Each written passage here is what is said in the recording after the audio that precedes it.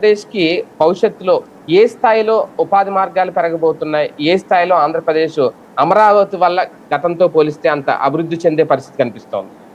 ముందు ప్రస్తుతానికి ఇది ప్రాథమికమైనటువంటి యాక్టివిటీ. ఇవన్నీ పూర్తి కావాలి. వాటిని చూసి అట్రాక్ట్ అవ్వాలి, రావాలి. రావాలని కోరుకుందాం, అట్రాక్ట్ అవ్వాలని కోరుకుందాం. బేసిక్గా మనకున్న ఒక పెద్ద లోపం ఏంటంటే చుట్టూ 3 ప్రధాన నగరాలు ఉన్నాయి.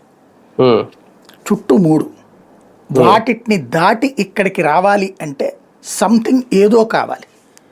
కానీ ఆల్రెడీ 3 స్టార్ హోటల్స్ వచ్చేస్తున్నాయి, 5 స్టార్ హోటల్స్ వచ్చేస్తున్నాయి. దాదాపు దాని ద్వారా వేల మందికి ఉపాధి కలగబోతోంది అనేది లోకేష్ గారే స్వయంగా ప్రకటిస్తున్నారు.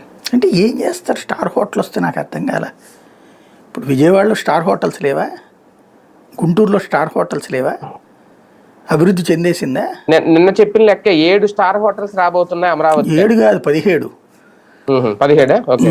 కాకపోతే నేను ఏ పాయింట్ ఏంటంటే స్టార్ హోటల్స్ వస్తే అభివృద్ధి చెందేటట్టయితే అరక్క అభివృద్ధి చెందినట్టే కదా, లేకపోతే కనుక తిరుపతి అభివృద్ధి చెందినట్టే కదా, కడప అభివృద్ధి చెందినట్టే కదా, కర్నూలు అభివృద్ధి చెందినట్టే కదా.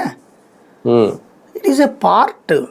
విజయవాడలో ఇప్పటికీ స్టార్ హోటల్ ఉన్నాయి కదా, మరి అది ఇరగదీసి అభివృద్ధి చెందేసినట్టే స్టార్ హోటల్ మీదన.